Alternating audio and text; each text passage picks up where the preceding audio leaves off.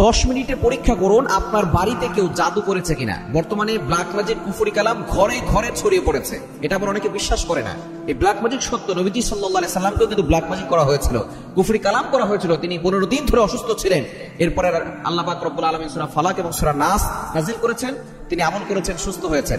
সুতরাং আমরা অনেকেই অসুস্থ হয়ে গেলে, বিপদে পড়ে গেলে কবিরাজের কাছে যাই। কবিরাজের কাছে যাবেন না। যদি আপনি মনে করেন যে আপনি অসুস্থ আছেন, ঘরে অশান্তি হচ্ছে এবং বারবার ঝগড়া লাগতেছে, সন্তান বাবাকে দেখতে পারতেছে না, বাবা সন্তানদেরকে দেখতে পারতেছে না, স্ত্রী স্বামীকে দেখতে পারতেছে না, ব্যবসায় কোনো উন্নতি হচ্ছে না, মেয়ের বিয়ে হচ্ছে না, সন্তান পড়ালেখা মনোযোগী, মনে করবেন কেউ হয়তো আপনাদের শান্তি নষ্ট করার জন্য ব্ল্যাক ম্যাজিক করছে। দূরের লোকরা করে না, কাছের লোকরাই করে, হিংসামি করে, যাতে করে আপনার লাইফে কোনো উন্নতি আপনি করতে না পারেন।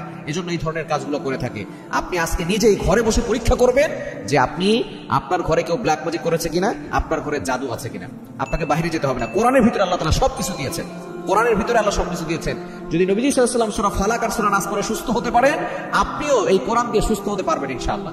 কবিরাজের কাছে যাবেন না, তারা আরো জিন চালান করে দিয়ে আপনাকে বিপদে ফেলবে। এরপরে বলবে 50,000 1 লাখ টাকা দাও, আর নাহলে কিন্তু জিন যাবে না। এজন্য অবশ্যই কবিরাজের কাছে না যেয়ে ঘরে গিয়ে আপনি পরীক্ষা করবেন। প্রথমে ওযু করবেন, ওযু অবস্থায় আমলটা করতে হবে। আপনার ঘর যদি ফ্ল্যাট হয়, তাহলে ফ্ল্যাটের সমস্ত জায়গায় ঝাড়ু দিয়ে যে ময়লা আবর্জনাগুলো আছে এগুলো আপনি অ্যাডজাস্ট করবেন। আর যদি বাড়ি হয়, তাহলে বাড়ির সব জায়গার উঠান ঝাড়ু দিয়ে আপনি ময়লাগুলো আলাদা করবেন। যে বালুগুলো আছে, ময়লাগুলো আছে, সেগুলো অ্যাডজাস্ট করবেন। একত্রিত করে আপনি ওযু করে আমলটা করবেন। ওযু করে তারপরে এক জায়গায় বসে সেই ময়লাটা নিবেন। নেওয়ার পরে ঘেরানটা দেখবেন যে ঘেরানটা আগে কেমন।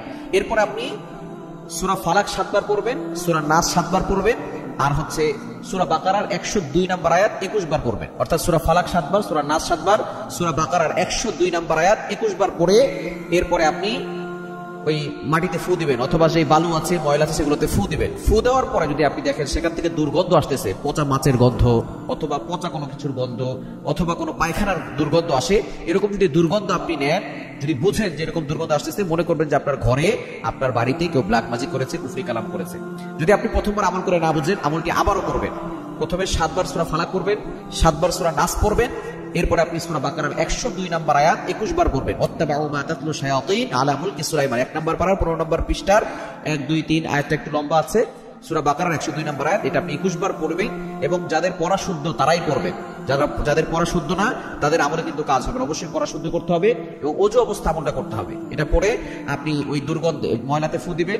যদি তারপর আবারও দেখেন সেখানে দুর্গন্ধ আসতেছে, পায়খানার গন্ধ অথবা শুটকি মাছের, পচা মাছের গন্ধ অথবা অন্য কোনো দুর্গন্ধ আসতেছে যেটা সহ্য করার মতো না, তাহলে মনে করবেন কেউ হয়তো আপনার ঘরের ভিতর জাদু করছে।